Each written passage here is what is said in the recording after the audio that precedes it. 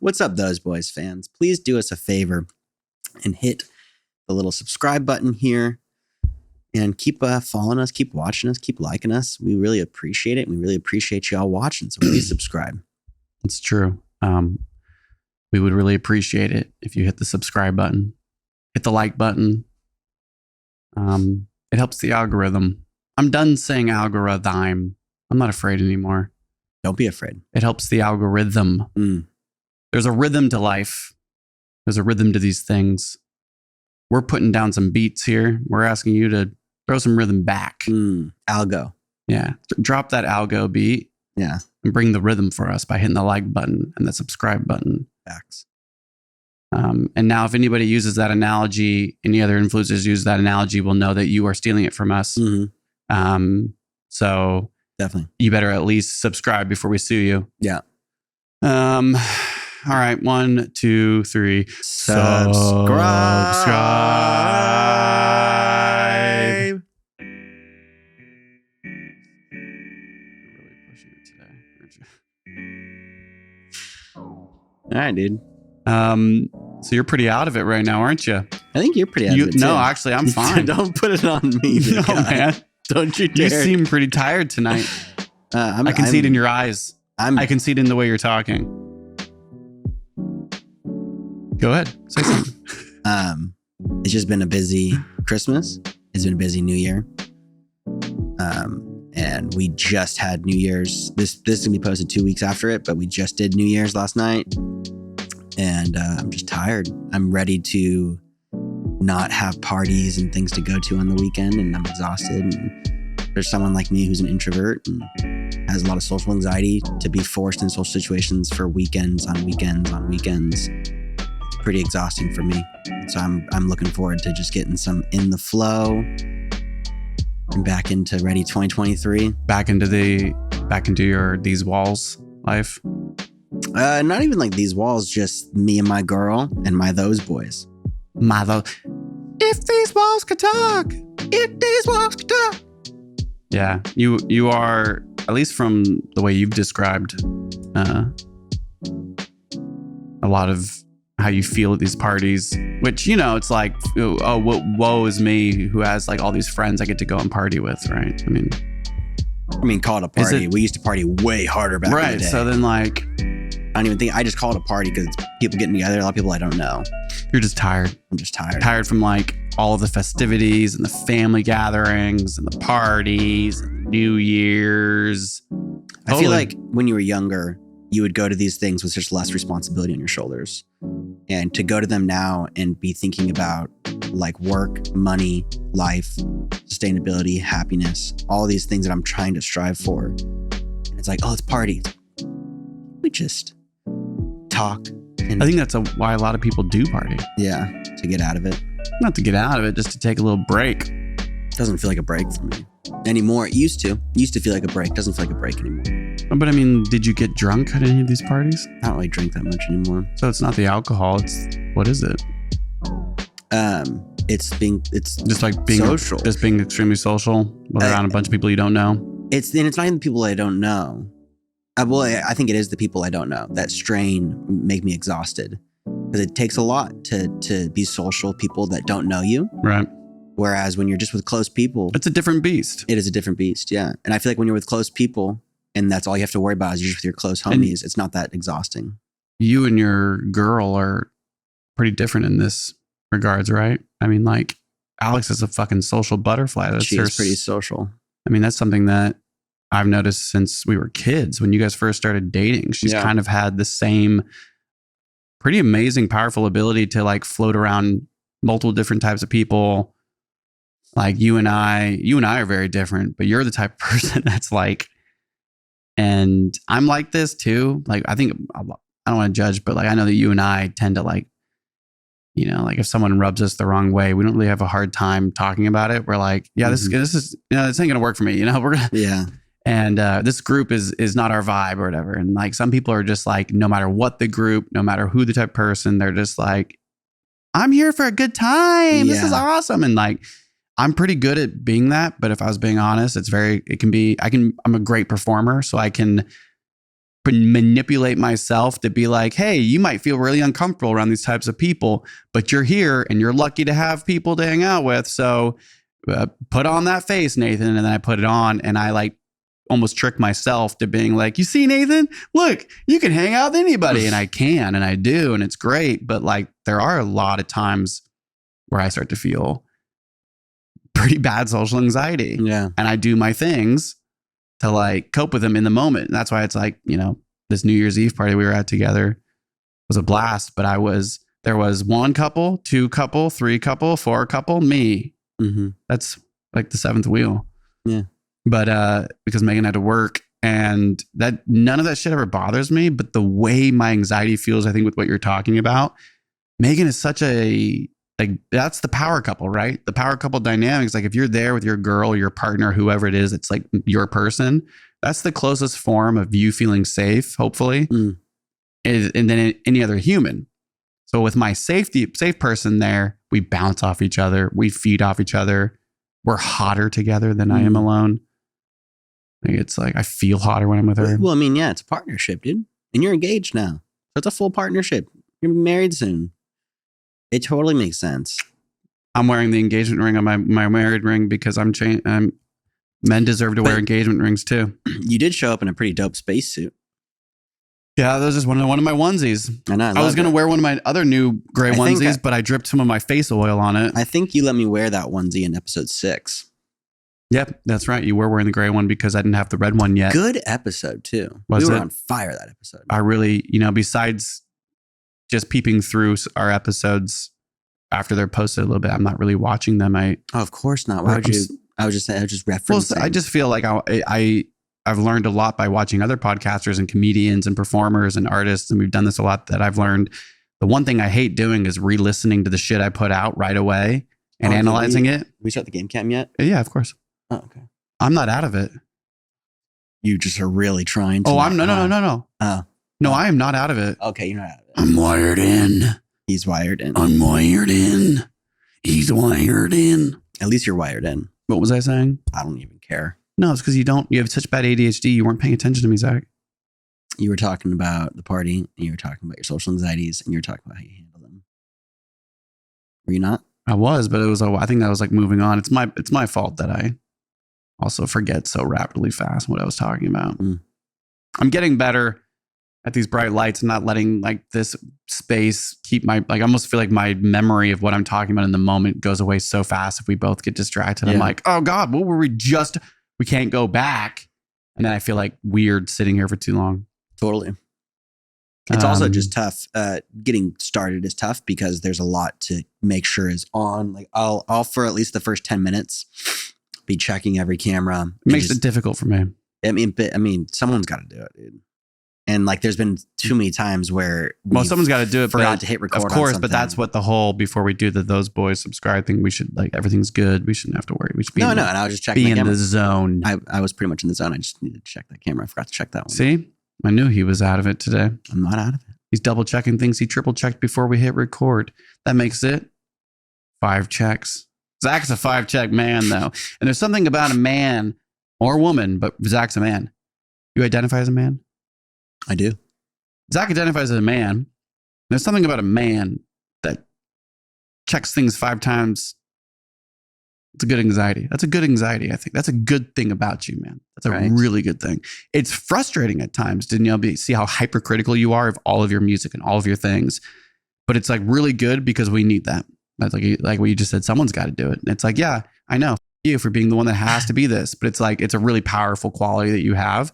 There's something about that. An anxious personality that needs to like make sure everything's perfect. No, it has to be perfect. Yeah, if it's not perfect, then what's the point? And it's like, yeah, that's intense. Like loosen up. And it's like, no, actually tighten down. Yeah, that's right. Stress out more. Stress out harder. Perfect. Yeah, it does. It does stress you out when I am, because I don't think of it as stress. I'm just checking on everything. I'm just checking.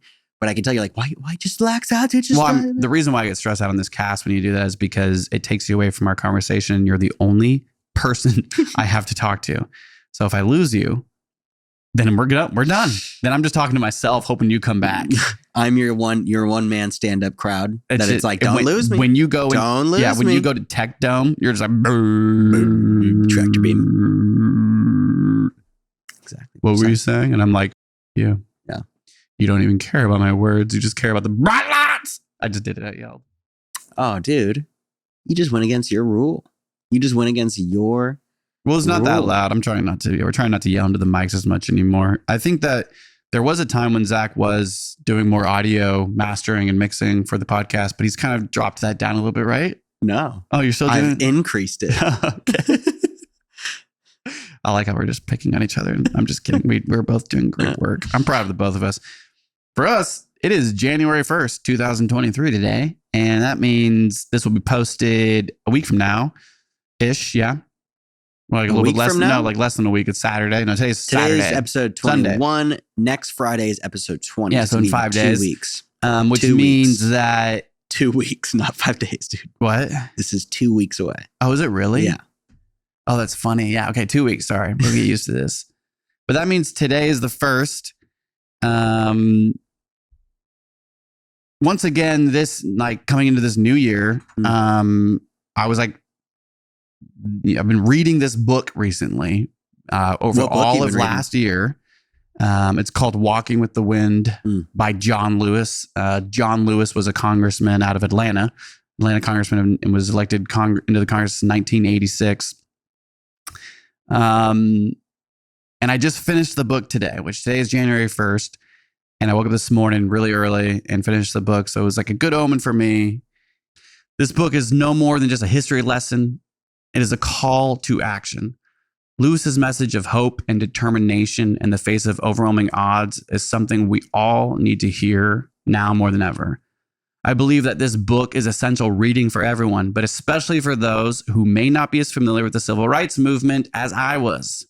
It is a powerful reminder of the progress that has been made and the work that still needs to be done.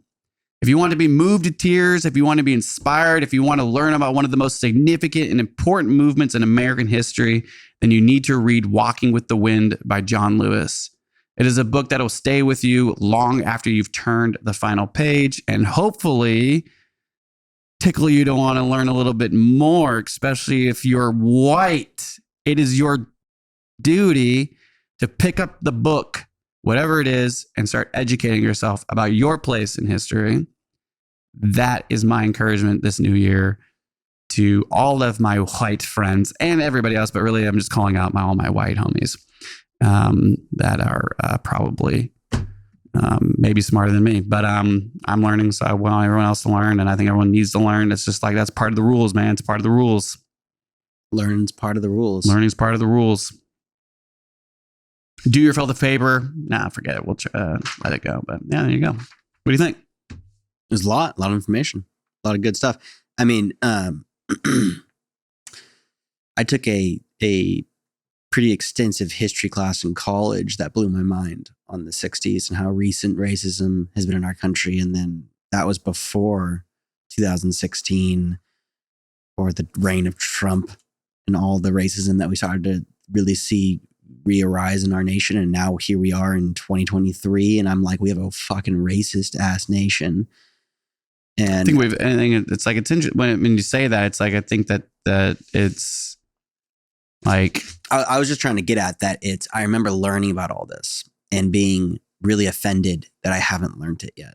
In all the school that I've been through, you're not taught it in high school. You're not taught unless you choose to go to college. And there's a lot of Americans, white Americans, and I say white because it's important, that don't go to college and that get the 9-to-5 job 5 days a week. And they work that, and it's good, and they make good money, and they make a good life for themselves, but they have no knowledge of the fact of our history and how racist and gnarly our history is against the Black community. And you're right. It's your duty to know. And so if you don't, it's your duty to know. Yeah. And I think there's a lot of people that don't. And I think the racism I see now. Do you know? It's a good reminder. It would be a good reminder to start researching it again. There was a moment where I did know quite a bit, but again, you can get a book that's more precise and learn more precise things about certain things. You can always learn more. I have had my eyes opened to my privilege of being white pretty intensely over my last 4 years of college. And I took some pretty prestigious classes in terms of trying to expand my knowledge of my privilege. And I think I have, but I have so much more to learn. And I have so much more privilege I don't know I have. And I need to be reminded of that on a daily basis. But when it comes to that last message you said, where it's your like, it's almost your responsibility to know your history as a white man, as a white woman, a white person in the society, especially when the history that we're talking about is so recent and coming up in our society pretty prevalently. Yeah. Yeah, I think you're absolutely right. I think that the one thing I'll say is that I do think a lot of this is about race when it comes to history. That's what I'm talking about. This book, talking about as me being a white Italian Jewish person, having Jewish history, like the Jewish culture is a lot more history to Black solidarity. Whereas like, I just didn't know that I didn't know the history behind that. And Kanye's rhetoric, right? And like, it makes a lot more sense to how serious this all is when you know a little bit more about Black history, written and delivered by a Black, a person of color, a Black author, the congressman himself, John Lewis, like coming from the source.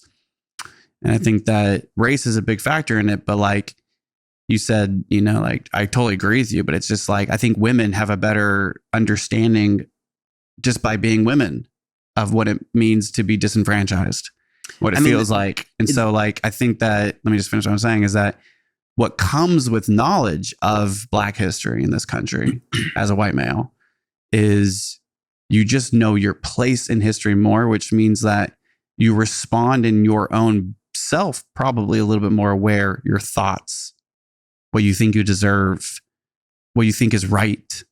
You see, like right culture, always being right with everything. Oh, I just ran into that door. It's the door's fault. Oh, I hate my job. It's the job's fault. Ah, I hate my coworker. It's the coworker's fault.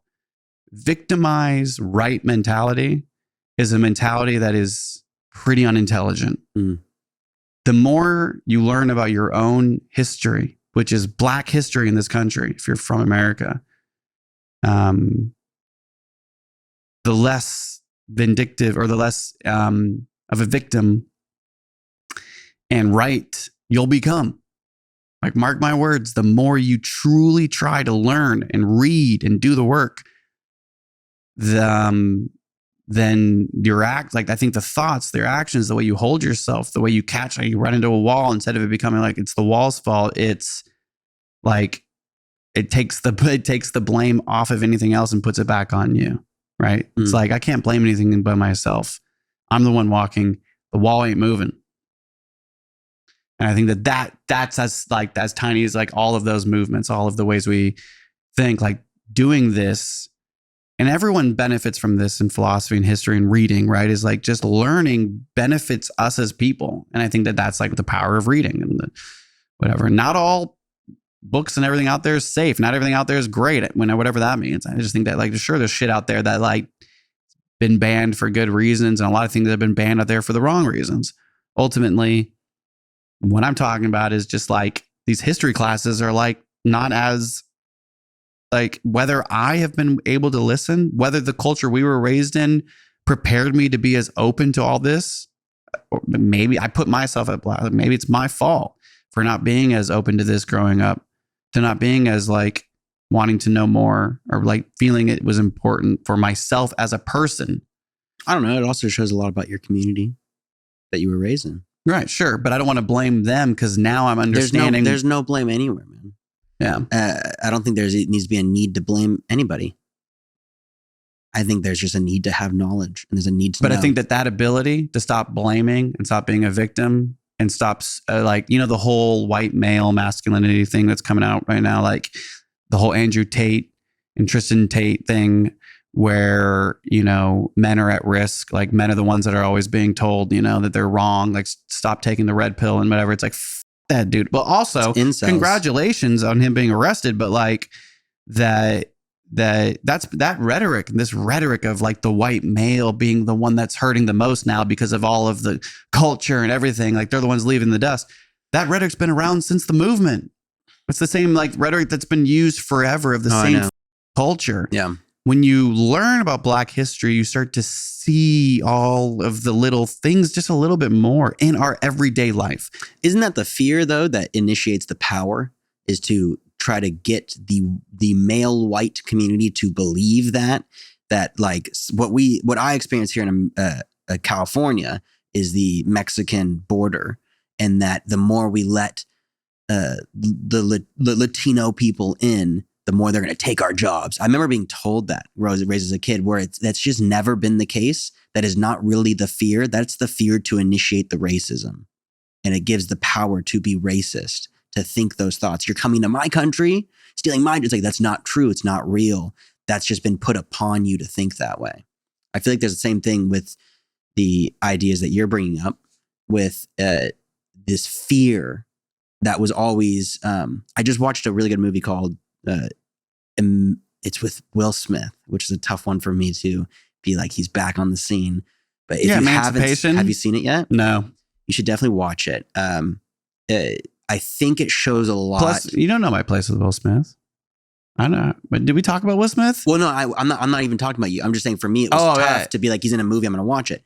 But he did an amazing job, and it's a great representation of slavery and just that time period. Well, it's a real story. And it is. It's a great real story, and it's that iconic picture. It's how that picture was created and where it came from. And he just does a really good job at, man, you just got to watch it. I don't even want to like tell you about it. It's so dark, and it's so real, and it's so dry, and it's so evil.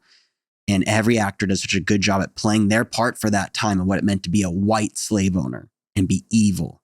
But it's so many people believe that mentality. And the big fear was, if we let them eat, then they take our jobs. If they take our jobs, they take our women. And it's like this whole thing of like fear of the Black man that would initiate more white men to be evil towards the Black people. And it's just terrible. And it's like, it really shows you, yeah, you said the progress we've come from. We have come from some pretty terrible, like unintelligent ways of living, but we are still pretty unintelligent in the ways we are still living in this society. And there's still the racism we caused as white men in the society is still reflecting so prevalently. But it's an amazing film, and I think you should really watch it. I'll watch it, definitely. I think that there's a lot of slave movies that have been made, and I think that those will continue to be made. Yeah. I want to watch Selma. I still never seen the movie Selma, and that's what the book I just finished with John Lewis. I think that like there has been a lot of progress, and everything you're saying about like Hispanic, history.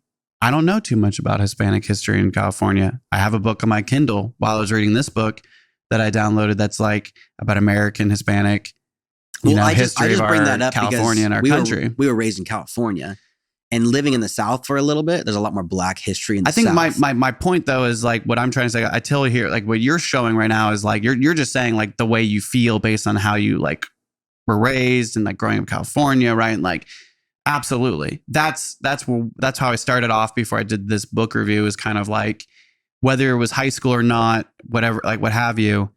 I don't know why Trump was able to become president, or why all these people felt like these people were coming out of the woodworks, the fringe groups, what felt to be more racist. I didn't it feels so easy to be like, it's Trump's fault. It's this, of course, it's all these rhetorics, and these powerful people have such powerful influence that have direct consequences on culture and society and the whole world.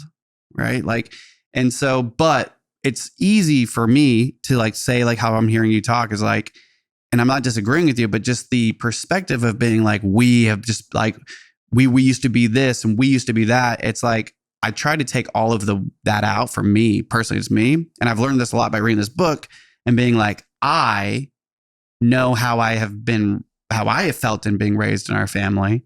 We have connected a lot of the dots in our religious trauma in this cast. And by reading this book, it's like, oh, I have had a lot of feelings, and I've been put in like, there's things that I've like been held from or kept from actually like caring about or knowing about. And now because that path has been open and there's been more dots connecting, it's like, oh, I don't know. Like the more I learn, the more I realize I don't know anything, which takes the we away and stops grouping me with anybody.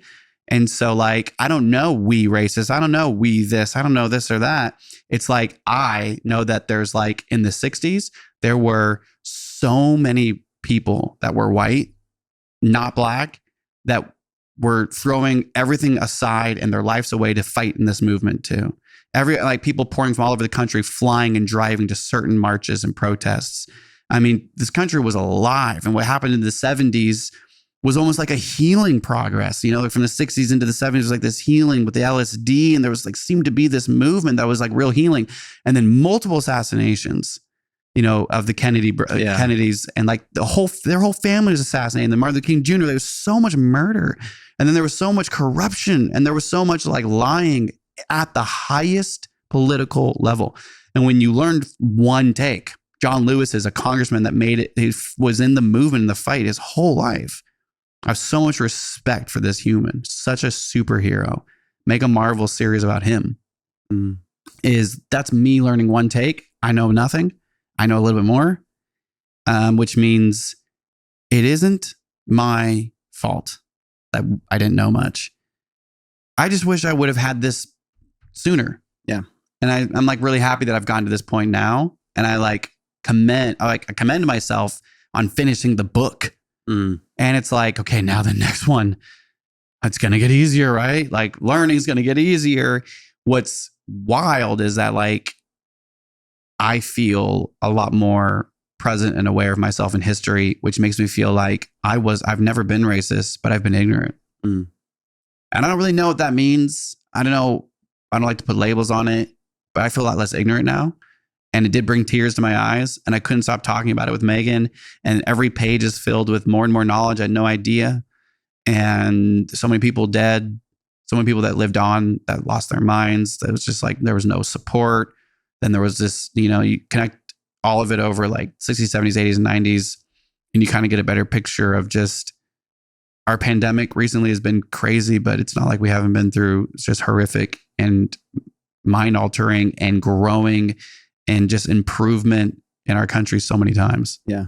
And like the people, the Black community in this country is the glue. It is our history. And it's like all of us deserve to know that. We all deserve to benefit from that. We all deserve to like be happier for it. Something to be proud of. It makes sense why Kaepernick takes the knee. It makes sense why the George Floyd protests were probably the most important protest that went international since the civil rights movement. It makes sense why the riots in the 90s in LA happened. That time and time again, race is a big deal, but poverty and class are also like what this country have become. What used to be race is now class and race. And you talk about that all the time. Money is evil that has been godly for a very select few. So it's maybe makes it a little bit easier to like understand by just reading. So lastly, here we go. Walking with the Wind by John Lewis changed my life. And I can't wait to jump into the next book of my series of learning about the civil rights movements from different takes and different philosophies and different approaches. Malcolm X was also assassinated around the same time that these other people were assassinated. And so that's somebody that I will be diving into more than likely next. Cool. Thank you. Can't wait to hear about it. Thank you. You're inspiring me to want to read more history books. Oh, awesome. I don't think I'm going to not put that upon myself.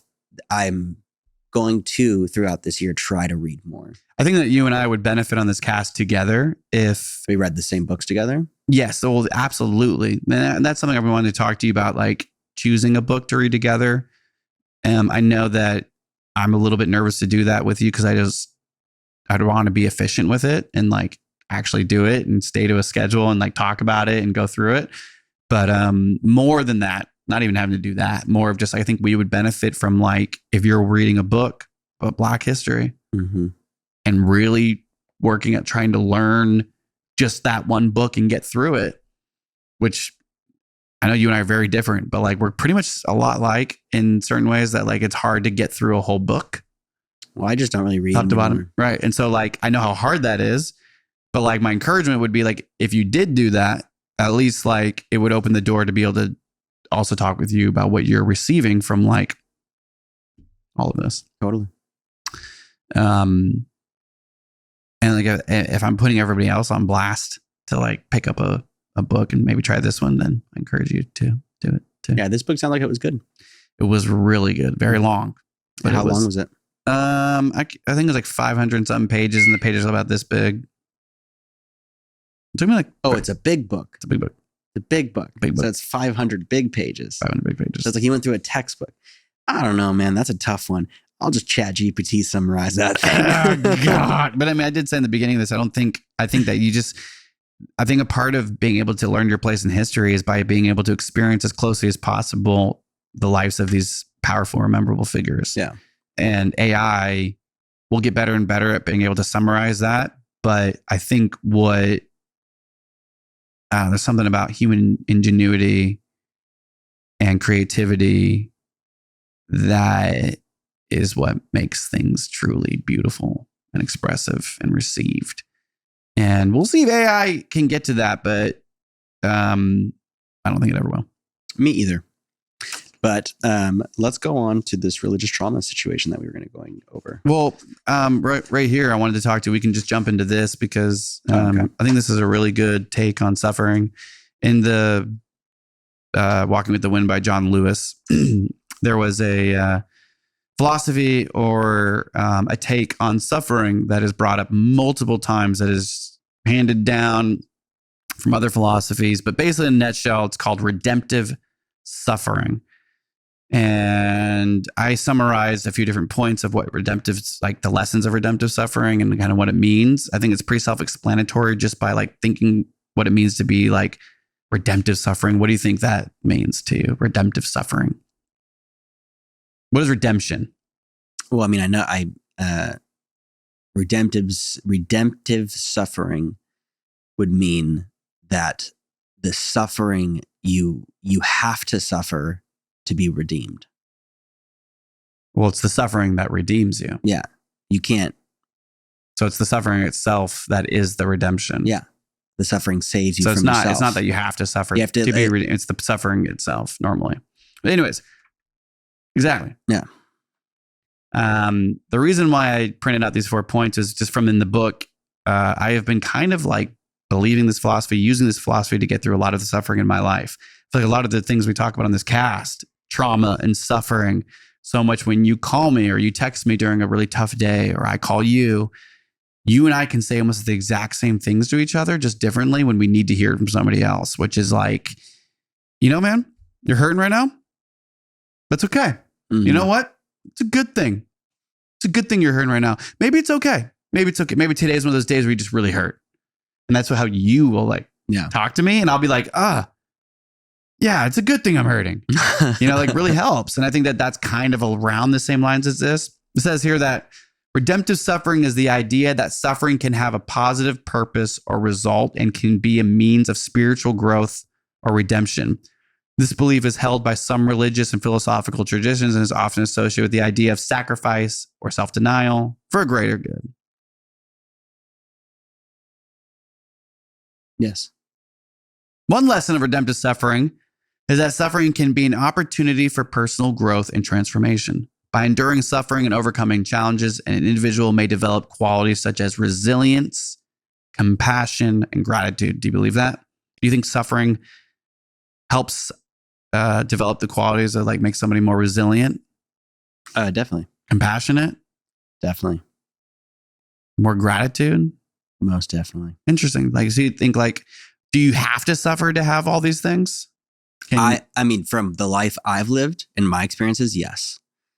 I don't know because I only know my experiences. So that do you have to? I don't know. Right. But from what I've learned, yes. But that's just my opinion. That's just my I would like to believe that like you wouldn't have to suffer to grow or to like have to develop these things or have a perspective of them. It depends on how you're viewing the suffering. You're talking about reading this insanely large paged 500-page book. Sounds like you suffered quite a bit to get through it. That's the way I look at it, is there's a lot of suffering and pain. So you mean like the suffering of reading? Yes, there's suffering in everything. I was thinking like the suffering of a police officer beating you with like you're Sure. a woman of color protesting, and a police officer comes up to you, spits in your face, beats you with a club, and it's not for me to say. And you don't punch back, you don't say anything. That's where like the philosophy comes from, is like redemptive suffering, like real suffering and finding. It sounds like it's also coming from the similar idea in the scriptures of turn the other cheek. Turning the other cheek, I feel like, is a little bit more. I don't know. I actually don't think so at all. I think return the cheeks, like if you get punched, punch me on the other side. When you go that route of, you're talking about people being police brutality and you're trying to find the light at the end of the tunnel. I'm not sure I'm in agreement with that mentality of physical suffering is a different toll. And it comes up in the movie that I brought up of the redemption is found at like going through slavery. And I'm over here like, that's taking it to the nth degree, a little too far. I think physical suffering is not what I'm talking about. And it depends on how you look at it. Like you gotta look at suffering. But are you allowed to like separate suffering from other suffering? Isn't suffering? I'm not one to say. I know my suffering. I know how I suffer and how I've suffered. And it's taught me a lot. You don't think punching your hand into a wall that gave you 4 different surgeries and numbness and tingling over the years developed resilience and discipline? 100%. And maybe some compassion for yourself? Self-inflicted suffering. Suffering is suffering, bro. For sure. If I had a physical suffering, there's a difference, man. When you're a black man and you have different rights in this society, that when you get pulled over, it's different. You're a white man, though. You don't know that. I know. That's what I'm saying. It's not for me to say that their suffering is worth it. You know, like no. That's not what I'm saying. That's not what I'm saying at all. What I'm saying is that you don't have police brutality. I don't. You're white. So as a black man who doesn't get to choose that and has a whole entire history of what you just watched, emancipation, that's where the police come from. Slavery. I know. That's like the KKK horses that go out and would find like slaves that run off. And so that culture and whatever, like there are certain people that don't, they don't have a choice. They wake up and that's another day to suffer. Exactly. And so I'm not trying to speak on their suffering. But what I'm not speaking on their suffering, I'm saying is that that's where I think that a lot of this true philosophy comes from. Redemptive suffering means that, like, look at another lesson is that suffering can bring people together and help to build a sense of community and solidarity. When people suffer together, they may be able to find comfort and support in each other and may be able to gain a greater understanding of what it means to be human. Let's just change it out of race. Let's change it out of all of that. Let's talk about war. Let's talk about like something we are very familiar with by watching movies. Okay. Like, I don't know. What was that tank movie with Shia LaBeouf and Brad Pitt? Fury. All of them in a tank together suffering. And they're at those, some of them are rough. And like, they're all these different personalities. But there's like this feeling of like camaraderie. This feeling of like togetherness. It's almost like real suffering over and over and over can like it makes a family if you're doing it. You're with each other. That's what I'm like getting. I'm not saying I'm speaking for anybody. So, I mean, I'm relating it to like, all the jobs I've ever had yet. I don't know my future, but all the jobs I've had up until 30, the employees I work with, we all suffer together. I think that's you being a victim. I don't think the job you do is true suffering. But I'm just using it as an example. I'm not speaking at you. I'm speaking you just did exactly what you said not for me not to do. No, I'm not speaking at you. I'm saying that we all have to work. I think that like there are certain people based on not the privilege that you have that would look at you right now and say, you've suffered at the jobs you've had? How is that? That's a beautiful job. Because everyone's suffering differently. And you're trying to tell me not to like be like saying someone else's suffering isn't suffering. I just gave an example of a slight example. And I'm not saying it's suffering in any way. I'm like, it can feel like you're suffering with your employees. I see what you're saying. I apologize. I was not trying to tell you what your suffering was, but I'm not going to do what you're doing, which is like being really protective of saying what I'm saying is that this is actually a philosophy on how to take all forms of suffering, which means whether you're being police brutality or you hate your job. The difference is like, there are different levels of suffering where like one is like, I just don't like what I'm doing. And that's like a personal vendetta. That's a personal thing that you have to deal with versus being like beaten or punching a wall, self-inflicted, like there's different levels of suffering, and I'm not trying to like say yours, or that's not what I'm trying to say. I'm just saying that like there is a part of, I think I'm getting a little bit sidetracked sorry, I'm getting a little lost. I actually am doing exactly what I was trying to say is like, I don't think it's smart to break up suffering of different types. That the whole philosophy here is that when you are in a place of suffering, sure, we can use the example of your job and you're like, God damn, this day is tough. This is like suffering. Is that suffering is good and redemptive, like has a redeeming quality that in the end helps to discipline, helps to, I hate using the example of work. I don't know. But you, it seems like you're trying to go on this, like you're going to grow in your suffering. Whereas sometimes your suffering's there to purge things you're not going to purge out unless you're suffering. You're not going to change things unless you suffer. You're not going to learn what isn't working unless you're suffering. That's exactly what I'm saying. Yeah. That's exactly what I'm saying. So I think that's what we're trying to get at is you suffer to be better later. Yeah. Sure. Yeah. You could, I mean, it seems like life is suffering. It seems like all of life is suffering. Like if you wake up and you're in bed and you don't want to get up because it's so warm in bed, but you have to get up to go to work, that's a suffering moment. To like get up in the cold and then go to the shower. I heard this quote. All of it's suffering, it feels like. It does. I mean, it can feel that way. And that's where redemptive suffering feels like a good way to like really hold the suffering in a really extremely positive and disciplined and successful life. And I like the idea of redemptive suffering because every day you do feel suffering in every single day, whether it's bad and it's actually suffering or it's just mental suffering. Sure. And for me, I feel a lot of mental suffering, and it's a lot of mental battles with myself that it feels like I'm suffering. But in reality, that suffering, leads to the better person the next day. The day after that, the better person the next day. You're working on yourself, bettering yourself. I heard this amazing quote the other day, and it was from a dying person. And they said, 99% of my life, I was having a crisis that didn't happen. Oh, wow. I mean, that's crisis. It's like that. You mean like from somebody that deals with like everything's in a crisis mentality? No, it's just, I feel like it's easy to be really caught up in everything feeling like a crisis. Is that how you feel?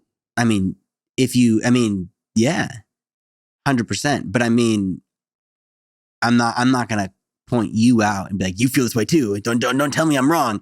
A lot of people were always in crisis mode. You have to do something by a certain time. You have to be somewhere at a certain place. It's crisis. Who knows what's going to happen? Are we becoming a fascist country? It's like this crisis vendetta is always being pushed upon you. Sure. You're just always 24-hour news cycle, all of that. The more social media we've had, the more you feel like you know everything, and it's crisis. The world's about to die. Aliens are coming. There's always this crisis. And in reality, there's always a crisis. It feels that way all the time, but only 1% of the time it's actually going to happen. I think that like there is like a good that's like probably something that a lot of people deal with, right? With the 24-hour news cycle and this, like everything you're saying is like how it's really hard not to. If you're fixating on these things and you're watching the wrong TikTok feeds, or you're getting like feeded this like never-ending crisis sort of mentality that's poured into, the hysteria that sells so well. Yeah. But I think there's like a difference between saying like all of like anxiety, right? Like being anxious about getting to work on time. So this feeling is like, I got to leave now. Crisis. Mm-hmm. Getting to work's a crisis. Waking up out of bed is a crisis. I got to work tomorrow is a crisis. It's like,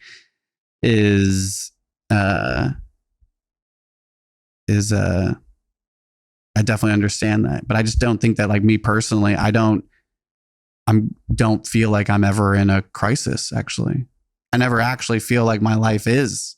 I've been in many crises. Well, I think you don't like to admit it. No, I think you and I are very different, man. And one of the things I think I've had a hard time with in our relationship in the past with Blaus and with many things was that is crisis shit starter. We just went to go see Avatar, and you were like, we have to leave. There's so much traffic. And me and Megan looked at each other. We went, there's a lot of traffic. We hopped on and there wasn't any traffic. And there's like a lot of that mentality, which is like And I think it's not, it's like there is a personality, there's like a way of living that is that. I think is what you're connecting with. And so it's like, just like me saying you're suffering from work, we experience suffering so differently. So I totally rubbed you the wrong way. And I apologize. Like, I'm not here to tell you suffering for you. Like, that's like exactly what I was trying to say. Just as in here, I think you're like bringing up something that I notice about you is like, I have anxiety and deal with depressive thoughts, but I'm really good at a crisis, man. That's why I do what I do. I can crush ribs and remember every lab at the same time. Well, that's what I'm getting at, is you're taking the word crisis too literally. You're thinking of it as actual crisis. Yeah, that's the 1%, dude. The times you're in the ER and you're doing crisis things, times your job is a big crisis for the most part. That's actually like 99% of my life. Exactly. And so you're good at the crisis. We get that. But the times where you feel stressed for nothing, it's like, are we going to get the podcast started on time? Am I going to be able to get home for dinner with my girl? But that's anxiety. That's not a crisis. That's anxiety. But it feels like a crisis. But I disagree with you. Okay. It doesn't feel like a crisis to me, man. All right. It just doesn't. I think that there's a difference between anxiety and crisis. I think a crisis leads to walls getting punched, people getting shot, guns getting pulled out. Crisis is the last place you want to be when you're dealing with anxiety. A crisis is a panic attack. A crisis is a bomb going off. A crisis is the last straw. Exactly. That's why the statement, 99% of my life felt like there was a crisis happening. No, I know. I get it. And it didn't happen. Right. 99% of the crises that were happening didn't happen. It's like, yeah, of course. Because it can feel like it. Right. If I don't get there on time, then what? Nothing. Right. If I don't do this on that, nothing. The 1% where it's if you don't, then yes, is so slim that it's like, just live your life. You're not going to be in a crisis all the time. I think it's just good knowledge to know, good thing to think about. I mean, it's a cute quote, dude. But I just think that like you got some things from mom and dad that I didn't get. I got other things, and then Natalie got other things. And I think that like mine and your anxieties present differently. Our ADHDs look differently. Like, you know, and I think that like the older and older I'm getting, like I have a lot more power over my ADHD than I used to think I didn't have. So these things are changing. But like, I just think that like what you're talking about right now, I do think they're different. I do think anxiety and crisis are different. I do think that like living in a state of crisis is different than living in a state of anxiety. Because I think crisis is where everything is decided based on it feeling like a crisis. Whereas anxiety and depression kind of feel very similar to me, where intrusive thoughts out of nowhere can cause me to have like anxious feelings because of like something with Evan. So something with Evan in his life is making my entire day feeling a little bit more anxious. When there's people in my life that attack me, like in the past, and I've been threatened, and like there's things right now going on in my past right now that are feeling that make me every day I wake up, I have first thought is like someone's threatening me financially, and I need to do something about that. And so last week was like this are you disagreeing that it doesn't feel? I'm not saying you're in crisis. It's not what I'm saying. Right. Dude. I'm not saying I need to be on work on time and I'm in a crisis. I'm freaking out. Right. No, I'm saying I got to get to work on time. That's my crisis. And in my head, I'm thinking about it. It's not really a crisis. I'm using that word because of the quote. I'm never thinking I'm in a crisis. Okay. I'm saying that quote is like, oh, life's stressful. And it can kind of feel like you're always like tingy. Right. And like, I'm working for the, it's like, no, you're just in the flow. Yeah. It's not really that big of a deal.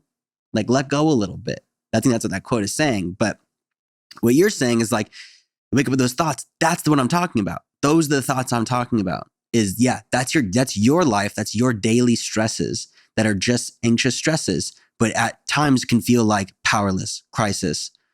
And it's not. It's nope. This is living.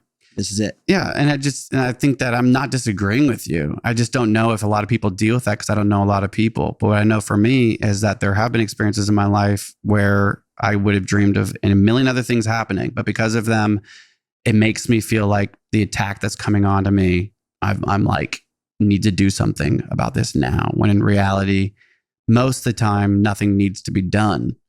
And I think that like, I need to do something now about like whatever's happening at us is where like I'm being threatened. I'm the victim. I need to respond. I need to react. And I think that like I am a lot less reactive in my life. And so the way, like, I don't know. I think that, like, that's a great quote. I just do think that, like, crisis mentality versus like anxiety and being an anxious person is, they probably go hand, like, very really anxious people, right, live in a state of constant minor panic, right? That's like what anxiety is. It's like a minor panic. And so I totally see what you're trying to say, is that you're using the term interchangeably. I just think that, like, when you and I do this, we are learning that we have similarities, but you and I are very different. And how we've suffered is very different. Like, the things that have happened at us in life are different. And that doesn't make, it's just intriguing to see, like, how through our religious trauma and our upbringing that we both have benefited from this concept of redemptive suffering. We've talked about it forever. By me reading this book, I, like, made this outline of it to talk about it. And this conversation feels great to me because it's like, we both all the time are, like, telling each other, yo, bro, what you're going through now is, like, pretty powerful. Like, you're going to benefit from this. Just stick to it, man. I know it's a tough day. But, like, the way that you encourage me is, like, kind of what can help me a lot. But, like, I never encourage you that way. Like, we're different in the ways that we kind of give each other advice and the ways that we try to, like, listen to each other and we receive each other's. Because I know that you handle work in your life differently. Like, the ways that you do your jobs and the ways that you, like, perceive things is up to you and your own personal experience. And as brothers, it's really easy to be like, we're so alike. And I'm just like, and you handle it this way or I handle this. But the reality is like, I think you and I both suffer a lot differently and have learned how to, like, have the redemptive quality of that, like, our trauma to be, like, what makes us stronger. You know, oh, this poison has made me stronger. And that, like, I think a lot of what we're doing on this cast is showing how, like, through conversation and having these conversations and learning our differences from the similar upbringing, same cultural forced religion, that, like, that trauma that we are trying to build relationships out of and, like, try to, like, form concepts and understandings from that upbringing, from birth, is that suffering is a concept that we've been dealing with in our lives, of, like, mental suffering. And if that's led to panic attacks, crises, then, like, that's kind of like what we're doing in this cast, is, like, we've been through a lot of crises in our life, mentally and physically. And so, like,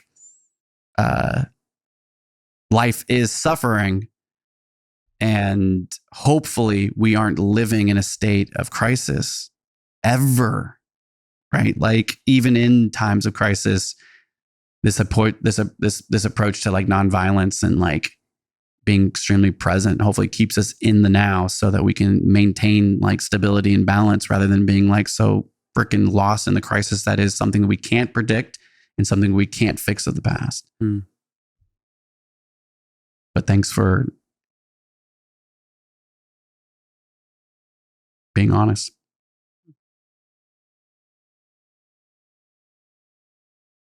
Because I do think we actually, just based on being siblings, like, I think, like, how we handle crisis is very different. You're really good with panic now. In your panic, like, you've really had a lot of experience with the friend we call panic. And so in the times that I've had my worst crisis, like my real crisis, I've wished you were there. Deep. And there were times that I just couldn't get to you because we were hurting. You were needing to do your thing. And I was in some of the darkest places of my head. Like the catacombs of my mind and this crisis place, and suppressing the ways I suppressed it, feeling like it was hard to figure it out. And then now looking where we're at and, like, how we have been there for each other, how you have been able to be, like, walked into that space with me, even this year, last year, is, like, when in a state of crisis or a state of panic, there's nothing quite like having family or a friend or someone that just accepts you. You know, it makes you feel safe. And so, your experience with crisis does show, my friend.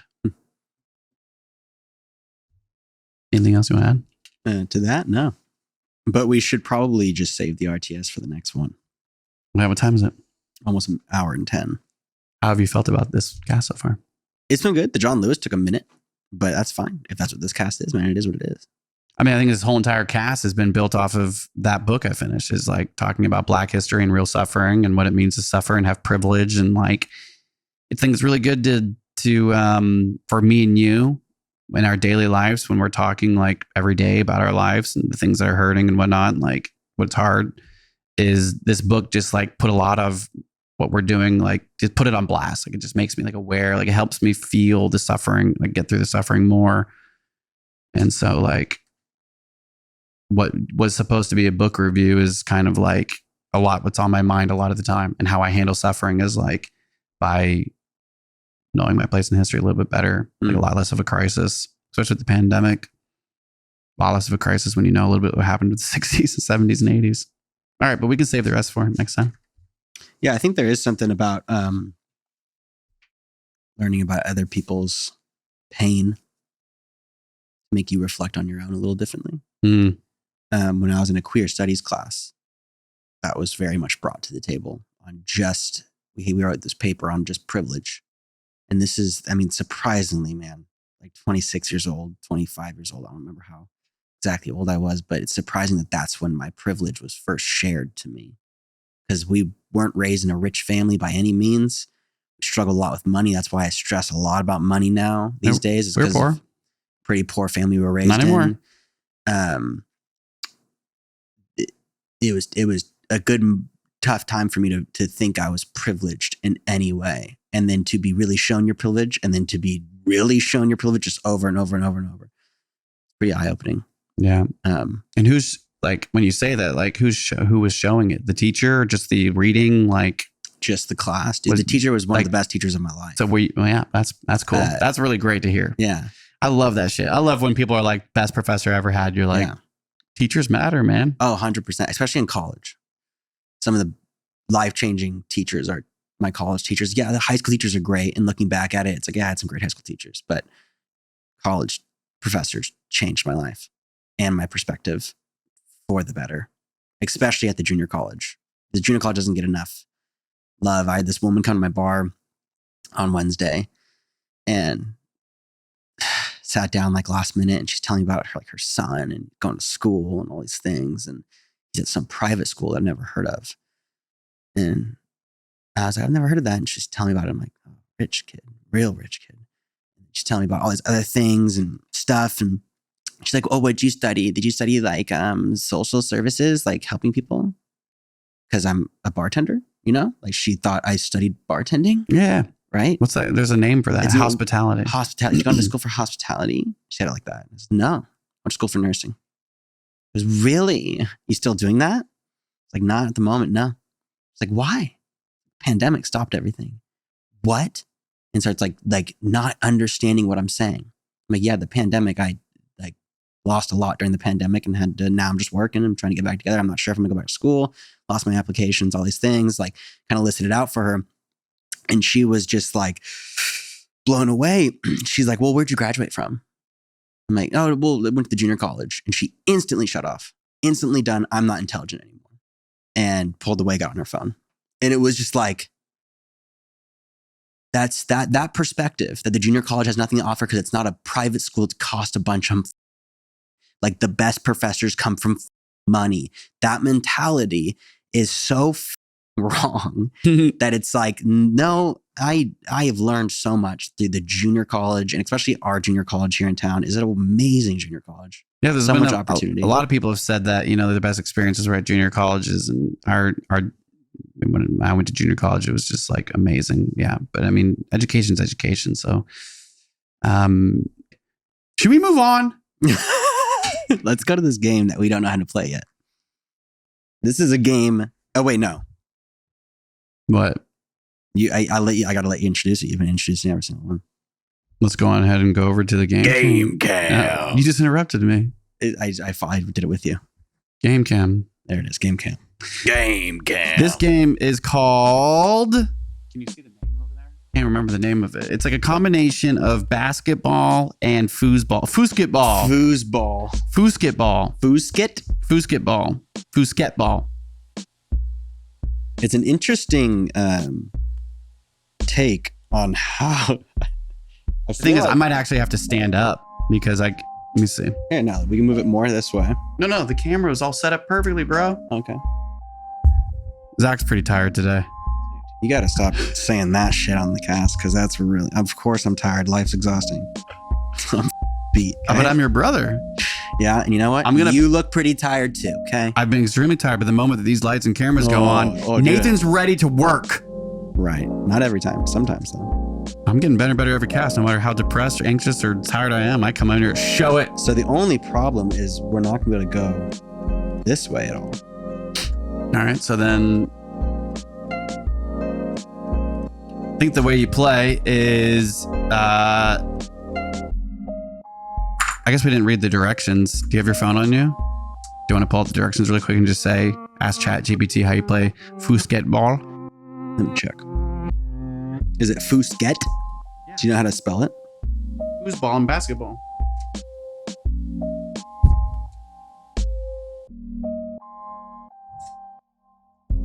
This thing?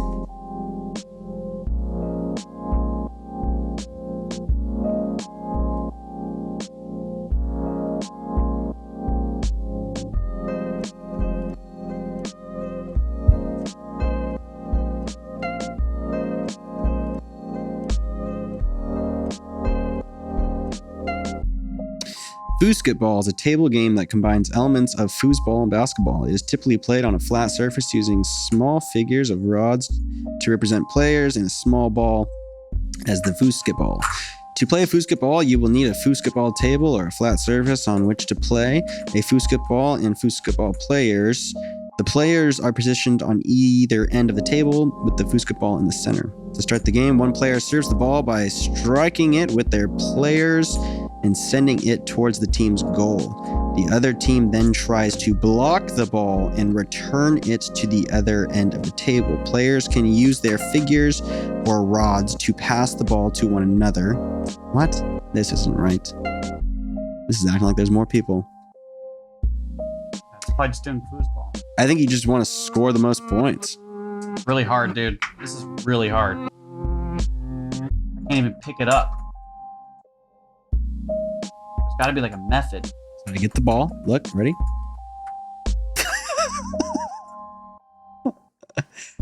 Wait, why can't I get the ball? I get the ball. Ball is up. Ball is up. It's really hard. You just gotta like. Oh! Okay, so why don't we just play that? We'll just see who can score the most. I don't think I'm gonna score one. Well, you should get all your balls out. That's a lot of balls on the table. How'd you do it? Does this go down somehow? Yeah. How does it go down? Oh, wait. Or up. What's the yellow one? I don't know. There are rules over there. You want me to go read them really quick? Or do you want to just play our own version? Because this is really freaking hard. I think you could go, you know what it is? It's like, what if you like, oh yeah. Are you kicking it?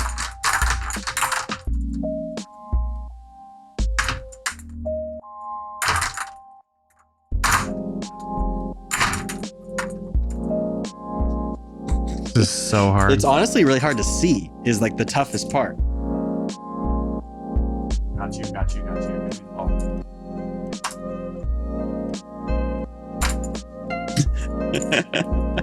It's so hard to see. I can't. Oh, you got close. Balls. There's a lot of balls on this court. That's good because it's hard. They're so hard to pick up. It's just my brain can't conceptualize it. Sorry, dude. Ding! 20 points. Oh, man, can we try to get just one? How would the game? The game is whoever gets first one to get to 3 wins. First one to get 1 wins, dude. This is impossible. Okay. Okay, come on, pick it up, dude. Get in my court.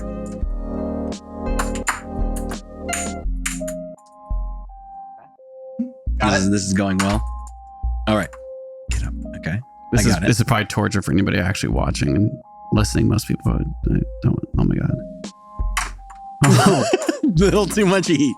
Damn, that was hot. I wonder, like, is kicking it like? You know, I pick up Evan this week. I have Evan this week, and I bet you he'll figure it out in a second.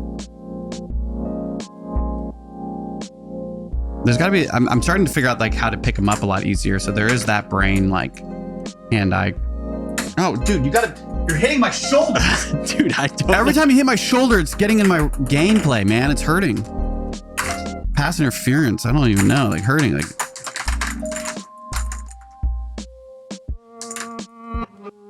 Dude, this is so hard. No! This is so difficult. It's making me crazy. There is something weird about the brain having to like turn the knobs. Oh, I know. I'm not doing it, and it's driving me crazy. I just dropped it. Come on, baby.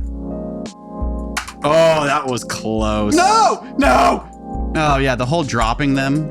That's really frustrating. Oh, come on, buddy.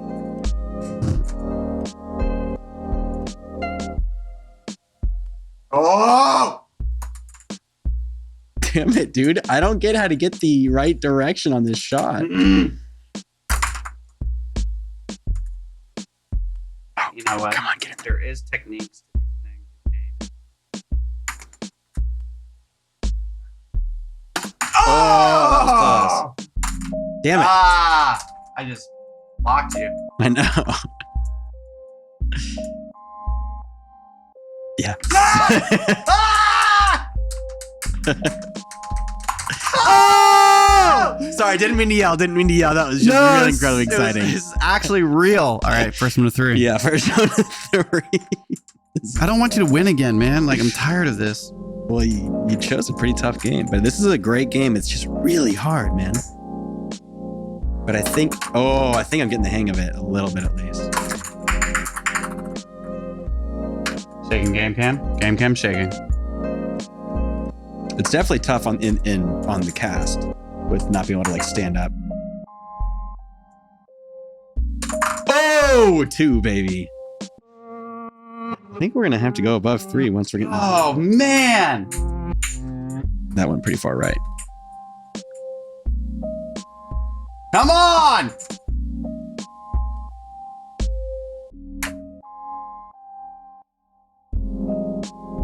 Damn it.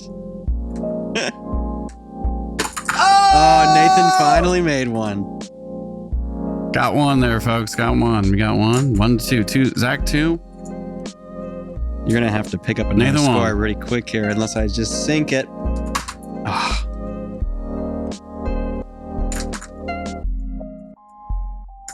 I think the table's like lopsided because they do not come over here. Oh, that's why you got to just like kick them around.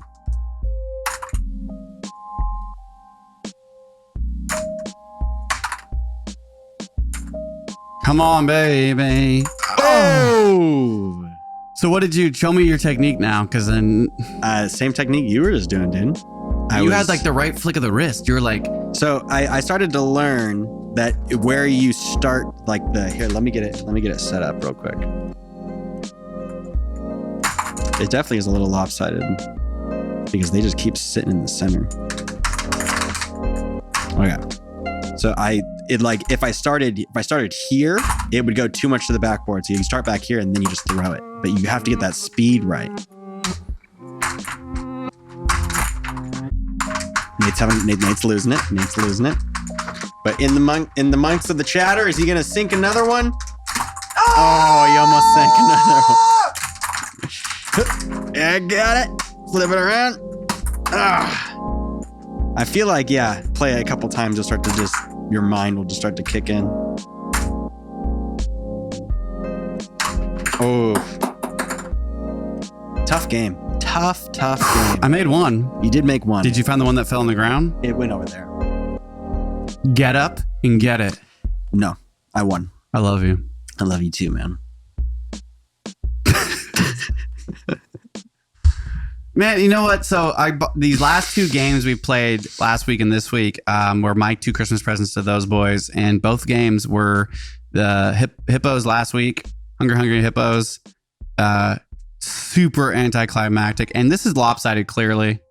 It's just like the last game, the balls go to one area. Yeah, it even looks like it's supposed to be lopsided. They're supposed to go to the middle, but I feel like, anyways, I'm not trying to make excuses here. I think it would be easier if we were sitting at like your dining table and could go all over the place and really function with it. This is a bigger game. We're learning what games are great on the cast. Well, Jim, my buddy Jim, who's going to be on our cast, one of my closest best musician. Okay. I'll talk to the management. Yeah. Like, you don't one of these just days. say. One of these days. Just say my friend's going to be on the podcast. I told him, I said that the best way for him to get on the podcast would be to do a track with one of us. I was like, that's probably your best way to get on the cast. Probably your best bet. So he's probably going to call me. I was like, so player, he's probably going to call me. He's probably going to call me. I said, player cards right, Jim? Player cards right, Jim? Play cards right. But that, we're learning that things on this cast don't work well. But he told me, he made a comment of the cast. He made some good like clapbacks. I was like, oh, he's actually listening. And he was like, hey, some advice, Nathan. Maybe don't play games on the cast that are like checkers. And I was like, yeah, I know, man. Sorry. Learning. It's like sick burn, bro. Sick burn on those boys. Yeah. That's what happens when you're self-producing it. Nothing gets tried before you do it. If you are watching still, or if you're annoyed by some of these games, it is what it is. It's part of our cast. We're going to keep trying to find new games. We'll keep playing games that worked well here, but we're going to try new games, and we're going to try them new for the first time in this cast. We're going to learn them with And if you have any great game suggestions that you think would be perfect for this cast, please comment them, message us, email us. Everything's there. You can do it. Also, if you are a game manufacturer, or if you make games, and if you want to be sponsored on this cast, definitely go ahead, send us a message. That was something we've been talking about for a while, but great idea. I don't think we've been talking about that, or at least I haven't been present talking about that. But that's a great idea, to even reach out to gaming manufacturers that have new games and say, we'll play them on the cast if they. That's what we do. It'll be fun. That'd be a good idea. Anything else? I have nothing else to say. This has been great, man. I had a good time. Yes. Go stream my song, Keep Coming Back. And it came out 2 weeks ago. Yes. Keep coming. And then in 2 weeks from today, there's going to be another song. I don't really know the name of them to use yet, but it's a good one. Really pretty excited about it. Go listen to that. But Keep Coming Back came out 2 weeks ago. Go listen to it. Also, in terms of our family releasing stuff, I have nothing really coming out besides this cast. And but our mother has written a book, her first novel, and it is a historical fiction based on some historical accuracy, but it's a love story. It takes place in our hometown, and I don't know anything else about it. And I know it's like partially war love story, like post-war love story, something like that. And I finally finished my book, which means I'm going to be texting Mom here to get her book to do one of the first reads. And it's not even out yet. And so I'm excited for her about that. I'm going to plug that book through this podcast. I can't wait to read it too. So yeah, proud of the both of you. I hope to do something one of these days. You will? I am actually. No. I say that as in like, I'm excited to put something out. And I thinking, man, that I haven't decided yet if it's going to be Nay Nay or Neo Man. I think you're, if I just had to be, you can judge me all you want on the identity thing, but no judgment, man. I'm saying I think you're more Neo Man than you think you are. But you don't know what I think. I think I've never not been Neo Man. I've always been Neo Man. I get that. This is both. I just think that like that's not all this is. It's more of like Nene is just a new artist that was birthed over the last few years. Neo Man was way before that. And so like Nene and Neo Man are here to stay. Yeah, I'll do both. I'm making a freelance profile on a couple websites just to put myself out there for my audio expertise. Which are pretty great. Pretty fantastic. And a lot of your Neo Man music is in my portfolio. Oh, really? Because I mixed and mastered it for you. Yeah, you did a lot of it. But then, the album, and then all the albums I've done, that I've mixed and mastered for people over the years. So good. It's pretty good portfolio. But I was pretty excited about how much of your Neoman music is on there, and it just reminded me of it's like, dude, you got a pretty good portfolio there. I know, and Jim kind of like when he talks about it, like makes me remember that it's nice to be reminded of how much that identity and that work went into that. And it's not that it ever went away. The pandemic just happened, and my version of how I got affected by the pandemic was I kind of birthed another identity, like artistic identity. And it was like a different creative outlet that I was using on Ableton Live and music. And so both have a big role. And, but you're not wrong. You're absolutely right. But it's interesting that you're not sure yet.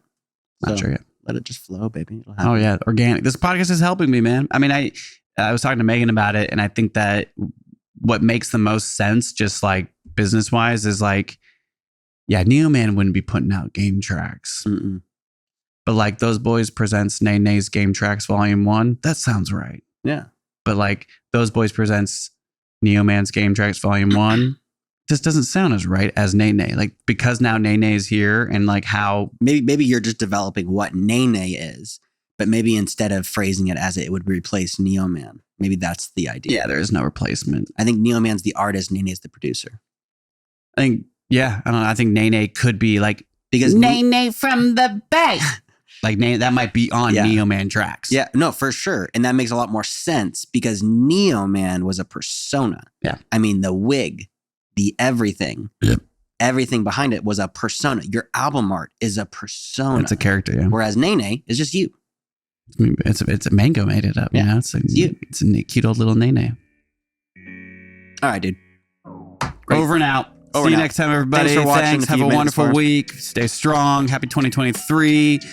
Keep up with those resolutions. Don't give up. Don't give up. Don't give up. And then maybe keep practicing. Do give up. You know what I mean? Like give up. You know, like open up those hands. Give up. Meditate. Let it all go. But don't give up. You are your only hope. And you're right. Keep practicing. Keep practicing. Keep practicing. Keep practicing. Keep practicing. Keep practicing. Keep practicing. Keep practicing. Get your booty on the ground. Keep practicing. You go back, flap. Keep practicing. Get your booty on the band. Keep practicing. Get the practicing. Keep practicing. With the blade, with the bat, with the platinum 10. Get the platinum on his mother butter. Yeah, keep it close. Let me show you something about the toast. When you put the bread in, it gets real dark. Everyone knows put butter on the toast. No, yeah, the toast. Put butter on the toast when it gets real dark. Gotta put butter on the toast. Toast. Oh yeah, everyone out. Over, out.